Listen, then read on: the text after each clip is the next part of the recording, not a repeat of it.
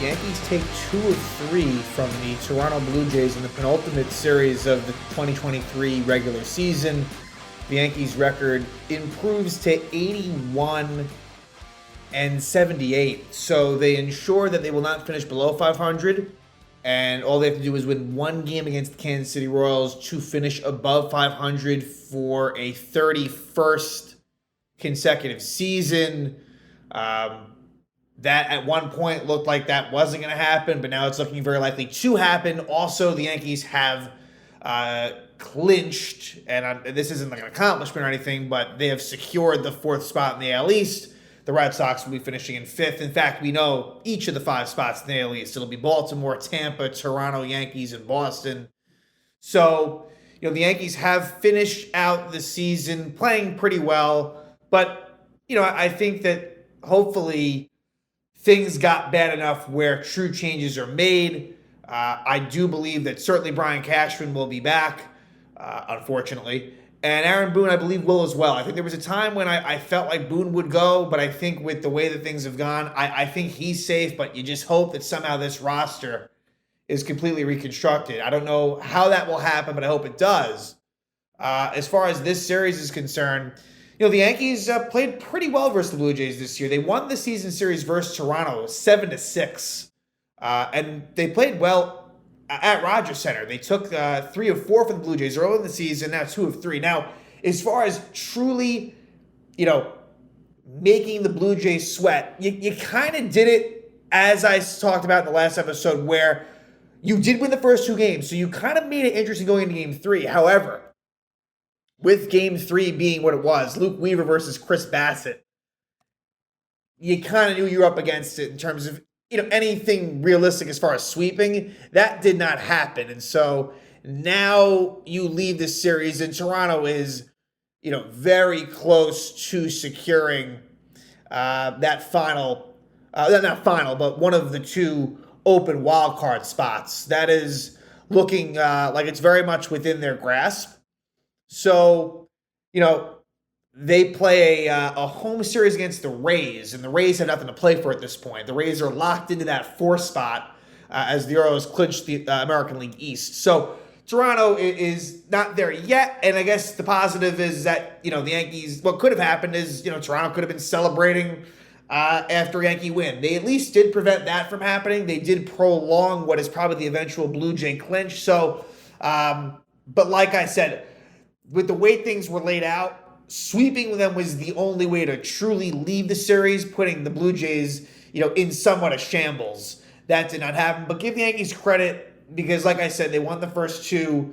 And look, I don't like the Blue Jays, so it was satisfying to at least see the Yankees take the first 2. Something that I haven't mentioned yet, which is a big topic of conversation in this episode, is Gerrit Cole. A complete game shutout in Game 2. He is going to be the American League Cy Young winner. That is just it. His record improved to 15-4. I believe his ERA dropped to 2.63. Had a .98 WHIP. I think 222 strikeouts in 209 innings. Just a brilliant, brilliant year from Gerrit Cole. And it's a shame because he pitched so well in a season where the Yankees are not going to make the playoffs. And Aaron Judge in that game had a multi-homer game. So Judge is up to 37 home runs. And that's kind of one of the small things to look at in the last series. Can Judge miraculously reach 40 homers? I'm going to say no, but crazier things have happened. He needs to hit 3 home runs in this 3-game set. I mean, I guess if there were a series to do it, against Kansas City might just be the spot. You are facing Jordan Lyles in Game 1. Zach Greinke, who at this point in his career is not what he used to be. He's pitching Game 3. So I guess that's something to kind of to look into, right? You're going to be kind of searching for this Royals series. But yeah, that Cole-Judge combination, it doesn't get much better than that. From a pitcher-hitter combo, you would be hard-pressed. I mean, obviously you have these great teams, with just, and that's where the Yankees' problem is. You look at the Braves roster and the Astros, I could go on and on. Those are the first 2 that kind of jump out. In Baltimore, but I guess I'm trying to think of that top pitcher, top hitter combination. You will be hard pressed to find a better combo than Judge and Cole, but what's around it is nowhere near good enough. And while Judge and Cole are in their prime, that's kind of the thing. You do have to take advantage of that. So as much as I'd like to kind of reset, rebuild, like you kind of can't do that with with how good those two are. And for Cole, the fact that he continues to just stay healthy, it's remarkable in a day and age where pitchers get hurt easily. Like he keeps in shape. And he's so well regimented, and yet again this year made it through from start to finish with no injuries. Like that, there's not enough good things I can say about Cole. He's been with the team for 4 years, and it's really been very successful. Some hiccups along the way in 21, and the funny thing is, as bad as that was, I think he might have finished second in the Cy Young that year to Robbie Ray. So even in bad times, that's the thing about Gerrit Cole. It's never that bad. Now, obviously, the wild card game in 2020 against the Red Sox was awful, and I would say that was the low point. But he's had many big moments besides that, and you'd love to see him win same thing with Judge. You'd love to see them win a ring as they deserve. Gerrit Cole came very close with the Astros, was a game away in the World Series, but the Nationals did win that in 2019. So let's talk about this series. Trying to think in terms of any, let's see, I don't believe there was any transactions made, but something just came to mind that we'll discuss. But let me just confirm that there were, I don't think there was. I think that this series, let's see. Nope, nothing new. What is of note, Frankie Montas actually will be pitching for the Yankees in the Royals series. That transaction has not been made yet, but he will kind of follow up one of the three starters, either Rodon, Schmidt, or King. So it's bizarre that he is actually, he's missed the whole season, but Montas will pitch in that Royals series. And you got to think, and I wouldn't do it, but I guess a reunion, he's a free agent for the season. I suppose that there is a chance that he is back.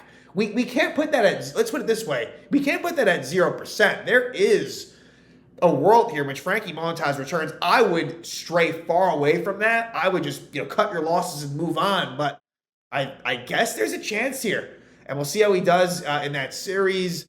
Also, Keenan Middleton, who... Also, who's a free agent, got to think that maybe there could be something there. Yankees traded at the deadline from the Chicago White Sox, and maybe he could return. He's going to be a free agent, like I just said. Middleton will likely be back in that Royals series, so we'll see when those transactions happen and who will be sent down. I mean, certainly there's many candidates in that bullpen to happen, and we'll talk about some of those bullpens. Someone made their debut in this third game. It actually looked very impressive, but we'll get there. So first game, Michael King versus Kevin Gausman, and this is a rematch of Game 2 at Yankee Stadium last week, and that was an amazing pitchers duel where the Blue Jays won the game. King, gave up one run in the third, and then that was a combination of Tommy Kahnle in what was his last outing of the season, and Ian Hamilton struggling, and the Yankees didn't get shut out that night. I think that was the game. The thing is, the Yankees get shut out often.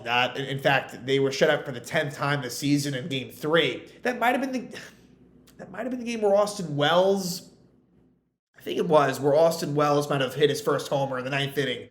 Here nor there, King versus Gausman Part 2, and King wins this battle. Although, again, to be fair, Gausman goes 7 scoreless, King goes 6 scoreless. The Yankees won in the 9th, but this was a pretty satisfying win. And for Michael King, more than pencil him into the 2024 rotation, put that in pen. Seriously, the ERA is now 2.5 on the season. He has been spectacular as a starter. Health is the biggest concern for Michael King. So they gotta be smart about that. And the funny thing is he is starting Sunday. I was not sure, but Clark Schmidt is going Saturday and Michael King Sunday. So they are going through with this. I wasn't sure, in terms of any innings limits for Schmidt and with King. Good for them that they, assuming they make it through, I shouldn't be giving any congratulations just yet, because the key is making it through those outings healthy. But they are going to go another turn. So this was not Michael King's last start, but boy, was it a good one. And he's done well against the Blue Jays. The one downside, 5 walks. So King only one hit allowed against Michael King in 6 innings of work. But we know that King has always kind of had success versus the Blue Jays, so this is nothing new from that standpoint. But, really was great. And what made this win also kind of more interesting, no Aaron Judge in the lineup. They won this game against Kevin Gausman without Aaron Judge. And it speaks to the Yankee pitching. But no Judge, no Volpe in this lineup. Those, I think, were the notables that were out. Yeah. And so Giancarlo Stanton returned to the lineup. He hadn't played those last 2 games in the Diamondback series. He would play all 3 games in this series with some with some varying degrees of success for him. Okay, so that meant that Peraza was at shortstop in this one. You saw Connor Falefa at third, and Oswaldo in right. Other than that, everything else was fairly normal. So, like I said, not a whole lot of scoring at all until the 9th inning. But so there might not be a whole lot to discuss here that comes to mind. King got it. Okay, so the ump was definitely very helpful as far as Michael King was concerned, because really he gets into some trouble. It ends up bases loaded 2 out, and he strikes out Guerrero. Down 3-0. So that was what was impressive with Michael King. Down 3-0, fights back in it, and strike 3 was outside. But Guerrero, maybe a little bit too close for Guerrero to take, but probably should have done the ball. Anyway, King gets out of that jam, and the score remains tied, scoreless. Let's jump to the 7th is where it gets a little bit interesting. So Gausman's still in the game at this point. Giancarlo Stanton with a 1-out double. Now, they could have pitched run Stanton. You had Volpe on the bench, who Boone kind of said he wanted, to stay away from. You even had Jake Bowers, who isn't particularly fast, but a lot more than Stanton. But they stick with Stanton, and it does come back to bite them. Connor Falefa singles the next batter. I think anyone else is at least getting sent home, but with Stanton, he doesn't. So first and third, 1 out. Then Connor Falefa is still second while Oswaldo Cabrera is up. So this is a pretty long at bat. Oswaldo versus Gausman. And the infield is at second and short is halfway. And I think the reason for that was they know that they could still get Stanton out if the ground ball goes to them. Well, that's what happens. Cabrera grounds out to Bichette, and he throws Stanton at home. It was a close play at home, but Stanton is just, he can't get there. And so, I think that if this was a do or die game for the Yankees, they probably pinch run for Stanton, but they don't, and it comes back to bite as Peraza then flies out. Then Johnny Brito comes on. Should not forget Johnny Brito, who again comes through. He ends up getting the win in this. 2 scoreless innings from Johnny Brito. He has been sensational in this bullpen role. And again, he has emerged as a bright spot. Someone who I think for the first half of the season, was doing what he had to, but he didn't feel great about it. Johnny Brito, this could be someone that is effective. And so Brito gets into some trouble in the 7th, but is able to escape harm. Eric Swanson replaces Gausman in the 8th, pitches well. Let's go to the top of the 9th. Jordan Romano, who, from what I can tell, has been struggling lately for the Blue Jays. You get a leadoff single by Gleyber Torres, and then Austin Wells, who, give him credit, he caught this game from King, Brito, and Holmes. Austin Wells with an opposite field game-winning ninth inning 2-run homer. It is his first road homer of his career. An impressive opposite field power. Austin Wells is someone that he won't be given a spot next season, but he's someone that's definitely very much in the conversation. And I've been pretty, defensively, I've been fairly impressed by him. I think he's held his own. I think he was kind of known as someone that wasn't maybe great defensively, more of an offensive guy. I've actually been quite impressed with how he's handled the staff, done a decent job. Obviously, he hasn't caught Cole yet, but Austin Wells with a big 2-run homer. So we go to the 9th, and Clay Holmes comes on, and Clay Holmes, there's a 1-out single to Matt Chapman, but does the job besides that, and the Yankees win 2-0. So this was a game where, certainly wasn't sure. I thought, probably the Blue Jays win this, right? King will pitch well, but will fall short. But the Yankees do win it. And then that leads you into game 2. Gerrit Cole versus Jose Barrios. That's also a rematch from last week at the stadium. That was game 3, in which the Yankees won, and they won this one again. So the Blue Jays were shut out for the first 2 games of the series, and also the first 2 innings. So they were shut out for the first 20 innings of this series. Again, Yankee pitching, for the most part this season, has done a nice job. they are not the reason collectively. Now, we could talk individuals, absolutely. But just as a whole, I've really done a nice job this year. Are they league best? No, but this is probably a top 10 pitching staff, rotation and bullpen included. And that does include a lot of disappointments as well. So this one, Judge returns to the lineup, Volpe returns to the lineup, and the notable that was out here was Pereira. Everson Pereira hits the bench for this one. Rortvedt catches Cole, and Cole only allowed 2 hits, both to Brandon Belt. That was it. He goes 9 innings, 2 hits, no runs, no walks, and 5 strikeouts. So it's 105 pitches. Just a stud. Gerrit Cole, total stud. You knew he was going to empty the tank tonight. This was his last start of his season, and I think he would have been good to go maybe 120 pitches if he had to. But just what a remarkable way to end this Cy Young campaign. So this game is scoreless through 3. And Jose Barrios, again, he didn't pitch poorly, but, I guess he got Aaron judged. Leadoff walk by DJ LeMahieu in the 4th, and then Judge, opposite field 2-run shot. He loves facing the Blue Jays. More so the Orioles, but the Blue Jays as well. It's his 36th homer of the year. It's a 2-run shot. Gives the Yanks a 2-0 lead. Some good defense in this game as well. Esteban Florial made some pretty nice catches out there in center field. The Yankees do tack on. So a 1-out single by Ben Rortvedt. And then with 2 out, I believe the count had been 3-0 to this point, and they just intentionally walked Judge for the 4th pitch. I thought that made sense. It's like, it's 3-0 already. But then they walk Glaber, so it's 4 pitches as well. So bases loaded, 2 out for Stanton, and he actually comes through with a 2-run single. Now, this is stuff we haven't seen enough from Giancarlo, but here, 2-run single makes it 4-0, and then a bad base running by Glaber. And that's the unfortunate thing. You so want to fully embrace Glaber, he doesn't let you do it. He doesn't let you do it because of these lapses. And so he thought maybe he had a chance to go home and thought better of it and was easily out at third base. So 4-0 Yankees at this point. Barrios is out of the game after 6. Trevor Richards comes on. You get a leadoff walk by Peraza, and then with 2 out, a 2-run bomb by Aaron Judge. His 2nd homer of the night, 37th homer of the year, gives the Yanks a 6-0 lead. Cole continues to cruise, and in the 9th inning, finishes it off with a 1-2-3 inning. And yeah, complete game shutout for Cole. The Yankees win 6-0. They win the series. And, have the Blue Jays a little bit concerned. However, game 3, not so much, look, Luke Weaver did what he could. This isn't on him. It's on the fact that the Yankees could not touch Chris Bassett. And I'm sure it meant a lot to Chris Bassett, who had his struggles last year in some key games as a Met, where he was good. And, his last start versus the Braves last year and then versus the Padres in the wild card game round really soured what was a good season for him. And this year, Chris Bassett has been a very good addition for the Toronto Blue Jays.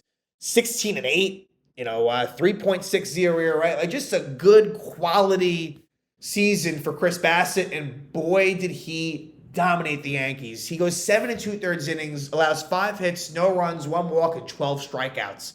That's the stuff I'm talking about, where this Yankee lineup can be easily maneuvered. And that's where it has to change. The Yankees are a righty-heavy lineup, and, that's the problem. And, you throw some lefties in there, Austin Wells, Oswaldo Cabrera, who's a switch hitter, Esteban Florial, but that is, listen to who I just talked about. It's not much in quantity, and quite frankly, it's not much in quality. So, not great. Luke Weaver, he goes 4 innings, gives up 2 runs. Honestly, that's about as good as you could expect. And, I don't think Luke Weaver will be back next year, but in his very brief stint as a Yankee, looked all right. And so stranger things have happened, but Luke Weaver, it wasn't a train wreck by any means. You could see why teams would be tempted by what he brings to the table. Did have, 1 walk and 6 strikeouts in 4 innings. You like to see stuff like that. The problem with Luke Weaver is the home run ball. And look, it was 2 solo homers. So you can live with the solo shots, but with Luke Weaver, it seems like the home run ball is just his bugaboo. Um, so Yankees, Blue Jays, really, game 3, really big game for Toronto, and they got the job done. They did. But early on, some struggles. Yankees didn't have much opportunity, quite frankly. I guess we can discuss maybe the third inning where you get a first and second two-out spot for Glaber, and Bassett just shut him down. I mean, Glaber just had, he just got him with the slow stuff. 3 pitches, no contact, and done. And then first pitch of the third inning, Dalton Varsho breaks the shutout Schneid. And it's 1-0 Blue Jays. Then in the fourth, Matt Chapman goes opposite field for his 16th home run of the season. Gives the Blue Jays a 2-0 lead. Then in the fifth, Greg Weissert comes on. And Weissert, who had been pretty good lately, it's a 2-out rally. A Bichette single, steals second, and then Kevin Biggio with an RBI single to give the Blue Jays a 3-0 lead. So Weissert, again, who had been, like I said, looking a lot better, does struggle there with 2 out. Then in the sixth, bottom of the sixth, Zach McAllister, who, when I think about, and I could be dead wrong, when I think about them, bringing Montez into the fold and bringing Middleton back into the fold, assuming there's no injuries, and that could be the case, like a guy like Zach McAllister, if it's based on results, Zach McAllister could go down. It was a good story, but McAllister has really struggled and did so in this one. A 1-out walk to Varsho, a single for Springer, and then a 3-run homer for Brandon Belt, who, Brandon Belt, a nice addition by Toronto. I like a lot of what the Blue Jays did. Their offense is not as prolific as it used to be, but there's more balance in that lineup than there had been, You have Belt, you have Varsho, you have Kiermaier. I got to think that helps, although, again, look, you trade away Teoscar Hernandez for Eric Swanson. It helps the bullpen, but Hernandez was a pretty key piece in that lineup. So, you win some, you lose some, I guess. But I do think, I think the Blue Jays had some forward thinking in the direction they wanted to go in, and it will help result in them making the playoffs. So that's a 6-0 lead right there. Again, McAllister struggles. A bright spot here, though. Yoendris Gomez makes his Yankee debut and looks really good. Pitched 2 innings, scoreless, and had 4 strikeouts. There was 1 hit in there, but yeah, looked really good. He struck out. I mean, let's see, any big names he struck out? He struck out the side in the 8th, Chapman, Varsho, and Vlad Guerrero. So, like to see that, I don't know what it means, but it's got to give him confidence. And so we'll see if we see him again in the Royals series. Figure we probably will, maybe. So anyway, Blue Jays complete the shutout. They win 6-0. So all 3 games of the series were shutouts. 2 of them 6-0, game 2 and 3, and then game 1, the Yankees win 2-0 on the Austin Wells homer. So the Yankees' record is 81-78.